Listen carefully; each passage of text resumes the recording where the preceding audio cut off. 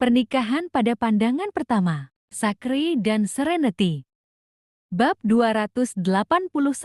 Sambil menyantap pasta, Serenity mengirim pesan teks kepada kakaknya, menanyakan apakah ia sudah tidur. Alih-alih membalas, Liberty langsung menelpon Serenity. Karena mengetik membutuhkan banyak waktu, Liberty lebih suka berkomunikasi langsung lewat telepon. "Seren, aku masih bangun. Kamu baru saja pulang." Liberty punya gambaran yang jelas tentang rutinitas saudara perempuannya. Dulu saat Serenity tinggal di tempat Liberty, Serenity merupakan orang terakhir yang tidur, tetapi orang pertama yang bangun. Liberty menyadari bahwa untuk menenangkan suaminya, Serenity akan bangun pagi-pagi, sekali untuk menyiapkan sarapan dan mengurus beberapa pekerjaan rumah. Adiknya telah berbuat banyak untuk keluarga. Namun Hank malah ribut tentang Serenity yang menumpang hidup. Serenity, pada kenyataannya, telah membantu biaya rumah tangga. Dilihat dari sisi tempat tidurnya yang dingin dan kosong,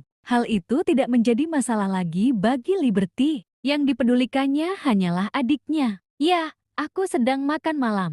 "Liberty," Sean bilang dia bertemu dengan saudara iparku dengan seorang wanita cantik di sebuah acara bisnis di Willspoon Hotel. Sean bilang dia sangat baik kepada wanita itu. Mereka tampak seperti pasangan yang sedang jatuh cinta.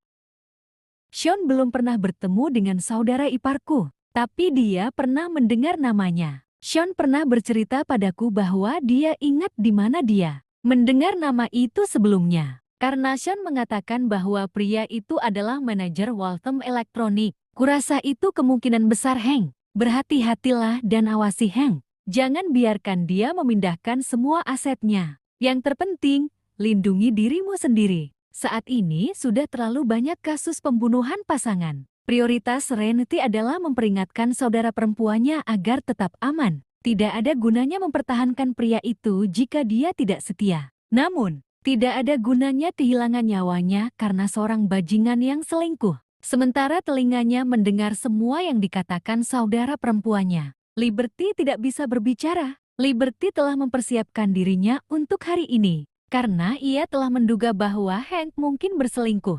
Dia adalah pria menawan berusia awal 30-an dengan karier yang sukses. Pasti ada banyak wanita muda di perusahaannya. Hank pasti dikelilingi oleh wanita muda dan cantik di kantor dan pulang ke Liberty, yang masih memiliki tubuh pasca persalinan. Hank akan memilih wanita di kantornya daripada Liberty. Itu wajar saja bagi pria. Liberty telah bersiap untuk berpisah dari Hank. Akan tetapi, cerita saudara perempuannya tentang kemungkinan perselingkuhan Hank merupakan tamparan di wajah Liberty, menjerumuskannya dalam pusaran kekecewaan dan keputusasaan. Air mata mengalir di pipinya sebelum dia bisa mengatakan apapun. Dia dan Hank adalah sepasang kekasih di kampus, dan mereka menjaga hubungan tetap kuat setelah lulus. Mereka telah saling kenal selama 12 tahun, berpacaran selama 7 tahun, dan menikah selama 3 tahun. Dia pikir ini adalah akhir bahagianya, tetapi kenyataan pahit merenggut akhir bahagianya. Setelah kedua orang tuanya meninggal dunia, Liberty berjuang menjalani hidup bersama saudara perempuannya. Hank merawat Liberty dan saudara perempuannya saat itu, selalu menghibur, menyemangati, dan membantunya di saat-saat sulit. Ia memberikan semua perhatian kepada Liberty saat hubungan mereka resmi. Selain Faiz bulan madu, Hank selalu bersikap baik padanya di awal pernikahan mereka. Hank dan Liberty sama-sama harus disalahkan atas putusnya hubungan cinta Hank. Setelah kelahiran putra mereka, Liberty mencurahkan seluruh perhatiannya pada anak itu dan mengonsumsi banyak makanan bergizi untuk menyusui putranya. Ia termasuk tipe orang yang mudah bertambah berat badan jika ia tidak memperhatikan apa yang dimakannya. Liberty mulai menambah berat badan di pinggangnya selama masa menyusui. Selain itu, ia percaya pada Hank ketika Hank mengatakan akan merawatnya dan berhenti dari pekerjaannya tanpa sumber pendapatan. Liberty berhemat dan menolak untuk menghabiskan uang untuk dirinya sendiri. Ia menjadi pribadi yang berbeda dari dirinya sebelum menikah. Dia tahu bahwa pria yang berbakti akan selalu setia kepada istrinya, terlepas dari perubahan berat badannya. Namun, kebanyakan pria tidak tahan melihat istrinya bersikap seenaknya dan bergantung pada uang. Pada akhirnya, perasaan Hank terhadap Liberty tidak terlalu dalam. Apa kau baik-baik saja, Kakak? Bab 282. Menyeka air matanya, Liberty mengendalikan diri dan mencoba terdengar normal. Sudah kuduga, tapi aku tidak menyangka akan terjadi secepat ini. Meskipun berselingkuh, Hank merahasiakannya dari Liberty dan tidak menyinggung soal perceraian. Jika tebakannya benar, itu karena Sonny masih muda dan tidak bisa mengatasi kecemasan akan perpisahan. Mertua Liberty membantu Chelsea mengurus anak-anaknya dan memasak, sementara Hank hanya memperhatikan keluarganya. Bahkan Hank lebih mengutamakan kakaknya daripada dirinya. Ia tidak merasa ada yang salah dengan orang tuanya yang hanya membantu kakaknya. Setelah mereka bercerai, keluarga Brown tentu akan memperjuangkan hak asuh Sonny.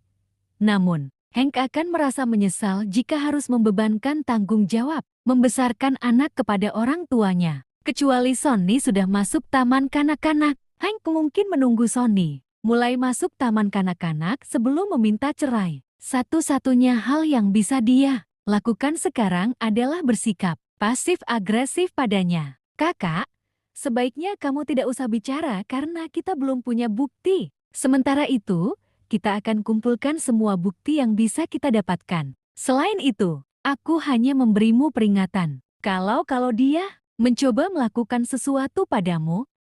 Serenity menyadari isak tangis di balik nada bicara kakaknya, tetapi tidak mengatakannya dengan lantang. Kakaknya butuh waktu untuk melampiaskan semuanya. Dia bisa membiarkan kakaknya menangis sepuasnya jika itu membantu. Butuh waktu 3 tahun pernikahan untuk melihat sifat asli pria itu. Itu adalah pelajaran yang menyakitkan. Namun, Liberty masih muda di usia 30 tahun. Tidak ada gunanya bertahan karena Hank telah berselingkuh. Baiklah, Seren, nikmati makan malammu. Aku baik-baik saja. Aku sedang mencari pekerjaan untuk bersiap perceraian. Liberty tidak runtuh ketika ia tiba-tiba kehilangan kedua orang tuanya dan menghadapi kekejaman para kerabatnya. Ia mampu menjalani hidup bersama saudara perempuannya melawan segala rintangan, sehingga perzinahan suaminya juga tidak akan menghancurkannya. Istirahatlah, kakak. Jangan terlalu banyak berpikir. Mungkin ini hanya salah identitas. Namun, Serenity tahu mereka hanya menipu diri sendiri. Tentu, Liberty mengakhiri panggilan dan melempar telepon ke samping. Berguling ke samping, dia menatap wajah putranya yang sedang tidur dan tidak bisa lagi menahan emosinya yang meluap. Di tengah tangisnya, ia mengulurkan tangan untuk membelai wajah putranya. Putranya tidak akan memiliki keluarga yang lengkap jika perceraian itu terjadi. Meskipun demikian, Liberty bukanlah tipe orang yang rela menanggung kehancuran pernikahannya demi putranya. Rumah tangga yang berantakan sangat menyakiti anak-anak yang ada di dalamnya. Namun, pernikahan yang rusak juga akan membawa dampak buruk yang besar kepada anak-anak jika tidak segera diakhiri. Sonny masih muda untuk mengerti apa itu perceraian. Jika Liberty mendapatkan hak asuh Sonny, dia tidak akan menghentikan Hank untuk mengunjungi anak itu. Namun, karena mengenal keluarga Brown, Liberty tidak yakin dia bisa melihat putranya lagi. Jika Hank mendapatkan hak asuh penuh, Sonny akan merasa sangat sakit hati apabila ia terpaksa berpisah dengan ibunya di usia muda dan mengalami ketidakhadiran ibunya dalam jangka waktu yang lama. Nah, Liberty menyeka air matanya dan membelai wajah kecil putranya. Sambil bersumpah dengan gigi terkatup, aku akan melakukan segala cara untuk mendapatkan hak asuhmu. Hank tidak pernah merawat putranya, dan mertuanya kebanyakan hanya bermain dengan Sonny. Liberty tidak menyangka sikap dingin dan celaka seperti apa yang akan diterima pria kecil itu jika putranya diberikan kepada mereka. Putra Chelsea selalu menindas Sonny. Penindasan itu akan semakin parah jika Sonny tinggal bersama kakek dan neneknya. Begitulah perlakuan yang diterima seorang anak tanpa ibu. Sonny tertidur lelap, tidak menyadari bahwa pernikahan orang tuanya akan segera berakhir. Bab 283. Liberty menangis lama sekali dan baru bisa menahannya saat Hank pulang. Ia berpura-pura tidur, tetapi telinganya tetap waspada terhadap suara bising di luar. Sejak terjadinya kekerasan dalam rumah tangga, pasangan itu tidur di kamar terpisah. Hank pasti takut Liberty akan memotongnya di tengah tidurnya. Pintu kamar tidur didorong terbuka, tetapi Hank tidak masuk. Sebaliknya, ia mengintip dari pintu. Melihat istri dan anaknya sedang tidur, ia menutup pintu dan pergi ke kamar tidur sebelah. Dengan pintu tertutup, dia menelepon Jessica. "Tuan Brown, kita tidak di kantor. Panggil saja aku Hank." Hank berbicara dengan nada pelan sehingga istrinya tidak dapat mendengarnya dari kamar sebelah. "Apakah kamu sudah di rumah, Hank? Aku sangat khawatir padamu. Kamu menyetir pulang meskipun kamu sudah minum banyak. Aku sangat khawatir. Jangan lakukan itu lagi. Berbahaya minum terus menyetir. Kamu akan mendapat masalah jika lalu lintas menangkapmu karena mengemudi dalam keadaan mabuk." Jessica mengungkapkan keprihatinannya terhadap Hank melalui telepon dan membuatnya merasa dicintai melalui pembicaraan manis. "Aku tidak akan mengemudi dalam keadaan mabuk lagi. Aku akan meminta seseorang untuk mengemudi sebagai gantinya. Istirahatlah, Jessica. Aku hanya ingin mengucapkan selamat malam padamu." Hank terpikat oleh Jessica. Mereka menghabiskan sepanjang malam bersama sebelum kembali ke rumah masing-masing. Namun, Hank tidak bisa berhenti memikirkan Jessica. Wajahnya yang cantik, tubuhnya yang menggairahkan, dan suaranya yang merdu. Dia merindukan segalanya darinya. Mungkin dia minum terlalu banyak karena hanya memikirkan Jessica saja. Sudah membakar pinggangnya. "Hank, tidurlah. Besok kita harus bekerja. Selamat malam. Aku akan merindukanmu dalam mimpiku." Jessica menempelkan telepon di bibirnya dan membuat suara ciuman. "Ciuman untukmu," Hank berkata sambil tersenyum. "Ciuman itu tidak cukup untukku. Kau harus menebusnya besok. Aku ingin ciuman Prancis." "Jessica, aku benar-benar menginginkannya. Kau mengerti, Jessica?" "Selamat malam, Hank." Mengabaikan makna di balik kata-katanya dengan sengaja. Jessica dengan genit mengucapkan selamat malam dan menutup telepon. Hank terpikat pada Jessica, tetapi Jessica terus menggodanya, menolak untuk membawa hubungan mereka ke tahap yang lebih serius. "Si penggoda kecil itu, tapi itulah yang kusuka darimu," gumam Hank. Meski godaan itu membuatnya agak bergairah, Hank mengirim uang kepada Jessica sejumlah $1.437 dengan emoji ciuman. Jessica menerima uang yang ditransfer dan mentransfer kembali $14,37 dengan menyertakan pesan teks lucu bersama dengan transfer tersebut. "Hank, aku mencintaimu dengan tambahan 1 poin." Hank merasa berada di puncak dunia. Pasangan itu bermesraan lewat pesan teks selama setengah jam sebelum mengakhiri hubungan mereka pada malam itu. Setelah berpikir panjang, Hank memutuskan untuk meninggalkan kamar tamu dan kembali ke kamar tidur utama. Ia mendorong pintu hingga terbuka dan masuk. Setelah menahan kesedihannya, Liberty menarik dirinya keluar dari keterpurukan dan membiarkan rasa kantuk mengambil alih. Dia menoleh ke arah suara pintu terbuka tiba-tiba dan membuka matanya untuk melihat Hank memasuki ruangan. Dia bertanya dengan tajam, "Apa yang kau lakukan di sini?" Hank menghentikan langkahnya dan menjawab singkat, "Ini juga kamar tidurku. Apa salahnya tidur di kamarku? Apakah kamu tidak takut aku akan mencabik-cabikmu?" Nada bicara Liberty penuh dengan sarkasme. Hank mengabaikannya. Ia menghampiri dan melepas sepatunya sebelum naik ke tempat tidur. Hank berbaring di samping putranya. Bab 284. "Kau minum banyak, bau alkohol. Pergi mandi." Muak dengan bau busuk itu, Liberty menendang Hank. Sekarang setelah mengetahui bahwa dia berselingkuh, Liberty akan mengikuti saran saudara perempuannya dan tidak akan menakut-nakutinya. Dia akan melanjutkan hidup seolah tidak terjadi apa-apa sambil mengumpulkan bukti perselingkuhannya di balik layar, sehingga dia tidak bisa bicara untuk mengakhirinya. Mengenai apakah Hank akan melakukan sesuatu padanya, Liberty yakin bahwa dia tidak sekejam itu. Lagi pula, polisi dapat dengan mudah memecahkan kasus pembunuhan dengan teknologi masa kini. Perbuatan jahatnya tidak akan luput dari perhatian jika dia sampai menyentuhnya. Dia tidak akan membuang masa depannya sebagai ganti nyawanya. Di tengah semua umpatannya, Hank tetap pergi mandi. Setelah keluar dari kamar mandi, Hank kembali berbaring di samping putranya. Tetapi dalam waktu kurang dari 2 menit, ia duduk dan merangkak di dekat kaki putranya untuk meletakkan tangannya di paha Liberty. Ia menjelaskan maksudnya dengan sangat jelas. Meskipun Hank dimatikan oleh tubuh Liberty, Jessica telah membangkitkan monster dalam dirinya. Dia hanya bisa buang air dengan Liberty karena mereka adalah pasangan di mata hukum.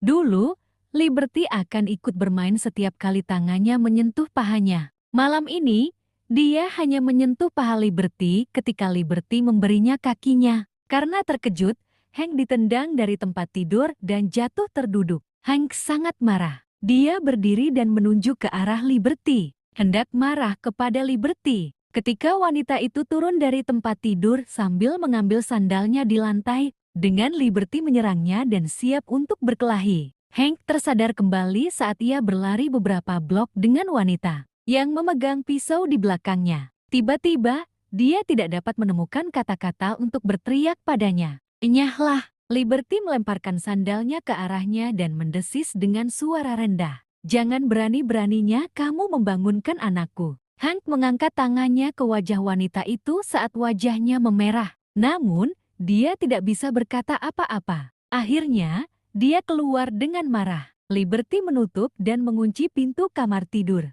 Ia mungkin akan berhubungan intim dengan Hank jika panggilan telepon dengan saudara perempuannya tidak terjadi sejam yang lalu. Bagaimanapun juga, mereka adalah pasangan suami istri. Sekarang setelah Liberty tahu Hank melakukan pengkhianatan terbesarnya, terlepas dari apakah itu hubungan emosional atau fisik, dia tidak bisa lagi menerimanya karena dia membuatnya sakit. Sekarang dia sudah berada pada jarak yang aman dari Liberty. Dia bergumam, "Lihatlah dirimu yang gendut dan jelek itu. Aku hanya bisa menerimamu dalam kegelapan. Aku bahkan tidak akan menyentuhmu jika lampu dinyalakan. Aku hanya membantumu. Apakah menurutmu kau masih gadis cantik seperti dulu? Baiklah, terserah padamu. Aku tidak akan pernah menyentuhmu lagi." Hank memilih bersikap pasif-agresif. Jadi Liberty akan menanggung akibat dari membuatnya marah. Ia yakin Liberty baru berusia 30 tahun untuk bisa menahan dorongannya sendiri. Setelah menghancurkan Liberty, Hank pergi ke kamar tamu dan mandi lagi. Kali ini mandi dengan air dingin. Ia lalu menjatuhkan diri ke tempat tidur dan tertidur. Saat dia bangun keesokan paginya, Liberty dan putranya sudah tidak ada di rumah. Dia menggosok gigi dan menyegarkan diri sebelum menuju dapur karena kebiasaan. Hank mendekati kompor dan membuka tutup setiap panci, tetapi tidak menemukan apapun di dalamnya. "Lebih baik aku menyewa pembantu rumah tangga daripada menikahi seorang istri. Apa gunanya punya istri? Dia bahkan tidak bisa membuat sarapan. Aku pergi bekerja setiap hari dan membawa pulang uang. Sementara dia di rumah, hanya mengurus anak. Tidak bisakah dia memasak sarapan cepat untukku? Apa gunanya dia ada di dekatku?" Sambil mengusap perutnya, Hank merasa sangat lapar. Ia membuka lemari es dan tidak menemukan apapun di sana. Awalnya Hank ingin membuat semangkuk pasta untuk dirinya sendiri, tetapi ia segera mengurungkan niatnya. Itu karena Hank tidak ada gunanya di dapur. Orang tuanya dan saudara perempuannya memasak untuknya sebelum dia menikah. Sementara Liberty dan Serenity mengambil alih tugas memasak setelah menikah. Hank hanya duduk di sana dan menikmati makanannya. Dia keluar dari dapur dan melihat jam di dinding. Saat itu baru pukul 7 pagi. Di mana Liberty dan putranya berada pada jam segini? Apakah mereka sedang berada di pasar untuk membeli bahan makanan? Bab 285. Liberty tidak pergi ke pasar untuk membeli bahan makanan. Dia mencari pekerjaan di siang hari dan mampir ke pasar dalam perjalanan pulang. Hasil bumi di pasar cenderung lebih murah di malam hari. Jadi dia bisa menghemat sedikit uang dengan cara ini. Meskipun Liberty belum mendapat pekerjaan dan tidak dapat bergantung pada suaminya, ia belum menggunakan semua tabungannya secara maksimal. Untunglah Liberty mengikuti saran saudara perempuannya untuk menabung sejumlah uang saat itu. Adiknya menentang Liberty berhenti dari pekerjaannya dan bersiap untuk hamil setelah menikah. Adiknya mengatakan bahwa wanita harus memiliki penghasilan sendiri daripada bergantung sepenuhnya pada pria. baik sebelum maupun setelah menikah. Semua baik jika suami baik terhadap istri. Ketika suami sudah tidak lagi mencintai dan mulai selingkuh, maka istri yang tidak mempunyai pekerjaan dan penghasilan akan berada dalam posisi yang tidak menguntungkan dan tenggelam dalam kesulitan. Liberty itu bodoh. Dia percaya hubungannya dengan Hank kuat dan Hank tidak akan pernah mengkhianatinya. Ia menyuruhnya mengeluarkan uang untuk merenovasi rumah mereka. Liberty percaya bahwa ia harus mendekorasi rumah mereka. Karena ia juga bagian dari rumah tersebut, ia berjanji kepada Hank untuk menghabiskan ratusan ribu dari tabungannya untuk merenovasi rumah tersebut. Hank menyuruhnya berhenti bekerja dan mempersiapkan diri untuk kehamilan. Ia akan mendukungnya secara finansial. Dia percaya pada omongan manisnya dan mengajukan pengunduran dirinya. Meskipun atasannya menawarkan untuk mempertahankannya, dia beralih dari bekerja di kantor ke membangun rumahnya. Apa yang dia dapatkan pada akhirnya? Terluka. Liberty mendorong putranya di kereta dorong. Saat dia berjalan ke toko buku saudara perempuannya, dia tidak pergi ke Brainfield karena takut dia akan mengganggu saudara iparnya pagi-pagi sekali. Sambil berjalan-jalan, dia tidak dapat menahan air mata yang mengalir di pipinya saat dia mengenang masa lalu. Liberty mengira ia tidak akan bersedih karena ia telah mempersiapkan diri untuk perceraian. Namun, ia melebih-lebihkan dirinya sendiri. Ia sangat sedih. Dia akan berbohong jika mengatakan bahwa dia tidak punya perasaan lagi padanya. 12 tahun mengenalnya tidak bisa dihapus begitu saja. Sonny masih tertidur di kereta dorongnya. Liberty menggendongnya keluar dan menaruhnya di kereta dorong agar si kecil bisa melanjutkan tidurnya. Meski sudah dipindahkan, si kecil tak mengalami kendala untuk tetap berada di alam mimpi. Liberty mendorong putranya yang sedang tidur dan melangkah maju seperti boneka. Sementara itu, Sir Anati menyiapkan sarapan dan mengemasnya dalam kotak makan siang yang baru saja dibersihkannya. Ia menyisakan sedikit makanan untuk Zachary, tetapi tidak ada yang tersisa untuk dirinya sendiri. Sambil membawa 2 kotak makan siang, dia bergegas keluar dapur. Dia bertemu Zachary saat dia keluar. "Selamat pagi Tuan Yap." Sir Anati mengucapkan selamat pagi kepadanya. "Sarapan sudah siap di dapur. Kamu bisa mengambilnya dari sana. Aku sudah membuat sandwich." Zachary menatap kotak makan siang di tangannya dan bertanya, "Kamu belum makan?" "Belum. Aku akan pergi ke rumah kakakku. Sonny suka roti lapis. Aku akan membawakannya." Sir Anati tidak menyembunyikan perselingkuhan saudara iparnya dari saudara perempuannya. Dia memberitahu saudara perempuannya tadi malam, dan sekarang dia khawatir Liberty akan kehilangan selera makannya karena masalah itu. Itulah sebabnya Sir Anati mengemasi roti lapis. Setidaknya saudara perempuan dan keponakannya tidak akan kelaparan, karena dia mengisi penuh wadah-wadah itu. Itu akan cukup bagi Sir Anati dan saudarinya untuk berbagi, dan tetap mengisi perut mereka. Selama bertahun-tahun, kedua saudari itu selalu bersama. Meskipun Liberty telah mempersiapkan diri untuk bercerai, mereka berpacaran selama 7 tahun dan menikah selama 3 tahun. Hubungan 10 tahun itu berakhir sia-sia. Akan sulit bagi Liberty jika harus menghadapi kenyataan. Zachary tahu alasan Sir Anati terburu-buru pergi ke tempat saudara iparnya. "Aku akan pergi bersamamu." "Tidak apa-apa. Anda belum sarapan, dan Anda harus berangkat kerja nanti." "Saya pergi dulu Tuan Yap. Jangan lupa sarapan. Cuci piring kalau sudah selesai." Sir Anati mendesak suaminya sebelum bergegas pergi sambil membawa kotak makan siang. Terima kasih telah menonton. Jangan lupa like, komen dan subscribe.